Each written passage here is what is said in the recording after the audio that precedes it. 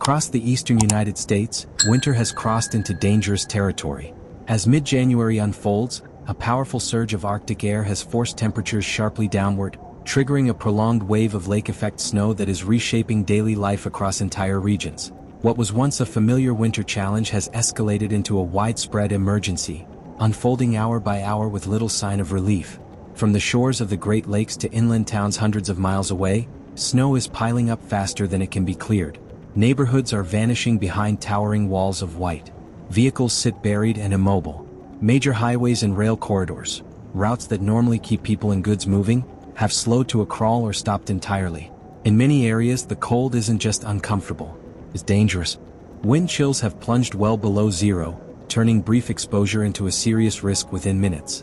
Power outages, stranded travelers, and frozen infrastructure are pushing communities closer to the edge, testing systems designed to withstand ordinary winters, not extremes like this. This storm is drawing national attention not because snow is rare, but because of its intensity, its persistence, and how far it has spread.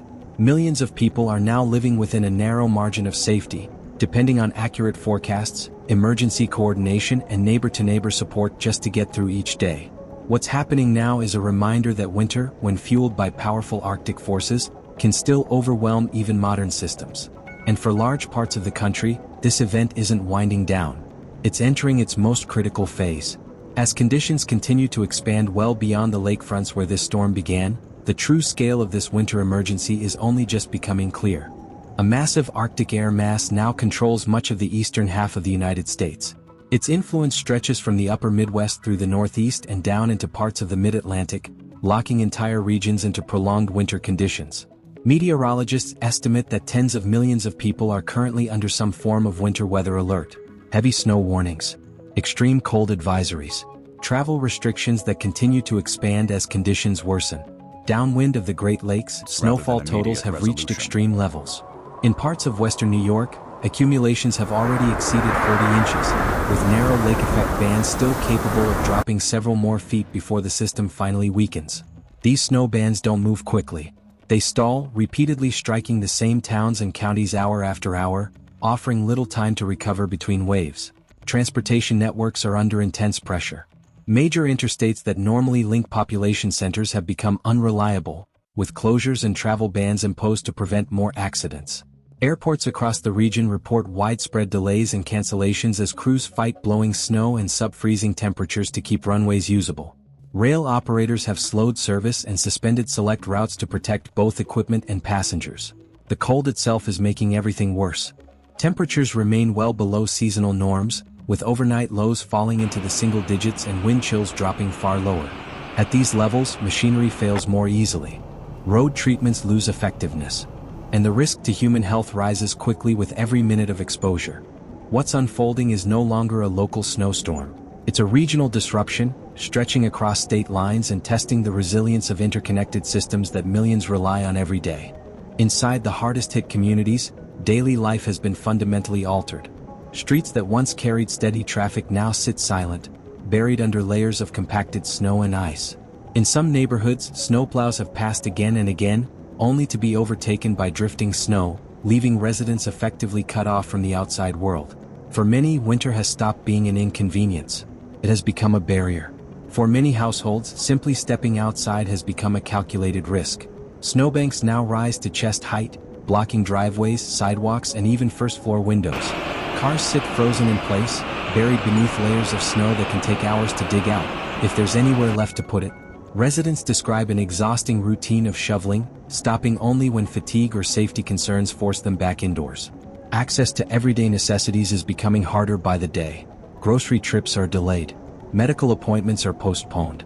Deliveries are suspended as travel conditions continue to deteriorate. Schools have closed or shifted to remote learning, while small businesses face growing losses with no clear timeline for reopening. In rural areas, long stretches of unplowed road are cutting off farms and isolated homes. Fuel deliveries are delayed. Food supplies run thin. Livestock care becomes increasingly difficult as access routes disappear beneath snow and ice. The strain is falling hardest on those least able to absorb it. Older adults face heightened risks from falls, overexertion, and prolonged exposure to extreme cold. Families without reliable heat or backup power are turning to emergency warming centers as temperatures remain dangerously low through the night. What emerges from these stories is a shared reality. When snow piles up faster than communities can respond, normal life doesn't just slow down. It fractures. Routine gives way to survival, and resilience becomes a daily test measured in inches of snow and degrees below freezing. As conditions worsened, the response shifted from routine winter operations to full emergency mode. State and local officials activated coordinated plans designed for large-scale disruptions, signaling that this storm had pushed beyond the limits of standard snow management. Emergency declarations were issued in multiple areas, allowing resources to move across county and state lines. Public works crews were redirected to protect critical infrastructure first. Snow removal focused on hospital routes, fire stations, and major utility corridors, often leaving residential streets buried for days. In some locations, traditional plows were no longer enough. Specialized equipment and high-clearance vehicles were brought in as deep drifts and compacted snow made standard machinery ineffective. Emergency services faced mounting challenges. Ambulances and fire engines were forced to navigate narrowed, icy roadways, stretching response times and increasing risk with every call. This was no longer just a winter storm. It was a test of endurance, for people, for infrastructure, and for systems pushed to their limits. In the hardest-hit areas, responders have been forced to adapt. Snowmobiles and tracked vehicles are now being used to reach stranded residents where regular trucks and ambulances can't pass. Warming centers have expanded their operations, taking in people without heat and those advised to leave homes no longer considered safe. The strain goes beyond rescue operations. Utility companies are reporting a growing number of power outages as heavy snow and ice weigh down lines, while demand for heating pushes systems toward their limits. Repair crews are working non-stop, but access remains difficult. Roads are blocked. Snow keeps falling. Progress is slow. And with every passing hour, the margin for error shrinks. Prolonged cold increases the risk of structural damage, mechanical failures, and medical emergencies. Officials have made it clear that this phase of the storm isn't about quick fixes. It's about endurance, holding systems together long enough to prevent a wider breakdown. What this response has exposed isn't a lack of preparation. It's the reality that extreme, long-lasting winter events can stretch even well-resourced regions to their breaking point, turning coordination itself into a race against time. Behind the scenes, a powerful atmospheric pattern has been driving this crisis. A massive pool of Arctic air, normally confined to far northern latitudes, has surged unusually far south and become locked in place. Instead of moving through, the pattern has stalled, allowing cold and snow to build day after day without relief. The Great Lakes have played a critical role in amplifying the impact. Large portions of the lakes remain unfrozen, releasing heat and moisture into the lower atmosphere. When bitterly cold air sweeps across this open water, it becomes loaded with moisture. That energy is then released downwind as intense lake-effect snow. These snow bands are narrow but relentless. Wind alignment has made this event especially punishing.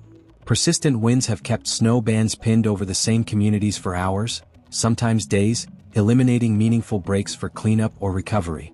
Snowfall rates have repeatedly topped 2 inches per hour, fast enough to erase plowed roads and overwhelm response efforts almost as soon as they begin. Duration is the final and most dangerous factor. Forecasts show the cold air mass weakening slowly, keeping the region locked in a deep freeze. Each additional day compounds the strain on infrastructure, emergency services, and public health. Scientists understand these mechanisms well. What's raising concern is how often they're appearing, and how intense they're becoming. This storm isn't just testing winter readiness. It's testing the limits of systems built for a climate that's becoming harder to predict and harder to endure. Longer-lasting Arctic outbreaks and more powerful winter storms point to a shifting balance in the atmosphere, one that raises urgent questions about preparedness in a future where extreme cold is no longer brief, but sustained and disruptive. As snowfall begins to ease in some areas, officials warn that the most deceptive dangers are now taking shape. The shift from active snow to prolonged cold is creating conditions that can be even deadlier than the storm itself. During the day, weak sunlight melts the surface layer of snow. At night, temperatures plunge again, refreezing that water into wide sheets of black ice. Nearly invisible. Impossible to judge. Transportation officials report that even roads cleared just hours earlier are becoming hazardous again by nightfall.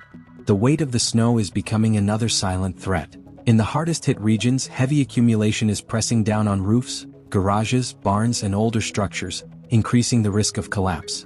Residents are being urged to remove snow slowly and carefully. But emergency rooms continue to see injuries tied to falls, ladder accidents, and exhaustion. Authorities stress a clear message: no amount of snow removal is worth a life. Power reliability remains uncertain. Ice-coated lines, frozen equipment, and relentless heating demand are pushing utility systems to their limits.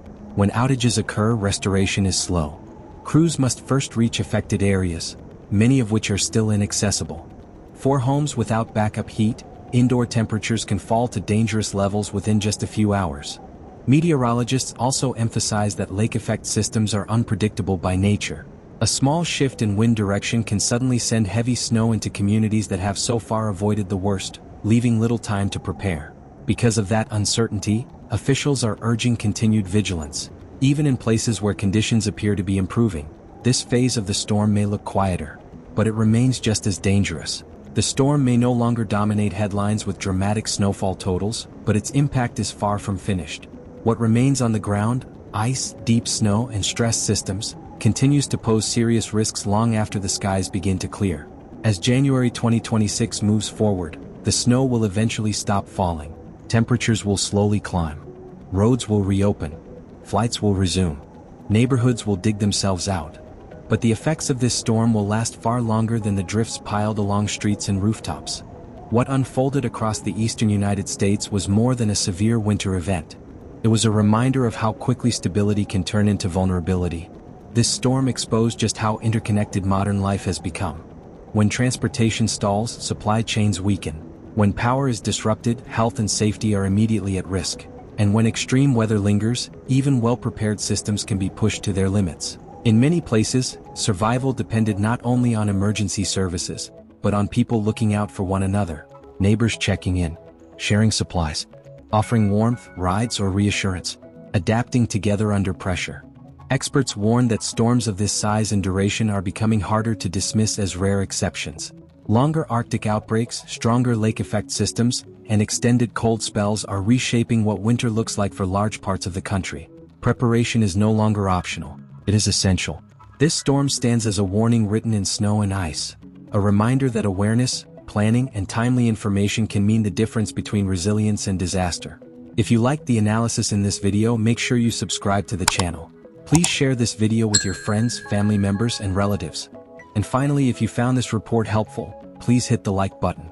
This helps us beat the algorithm and ensures this truth reaches more people who need to hear it. Thank you for watching.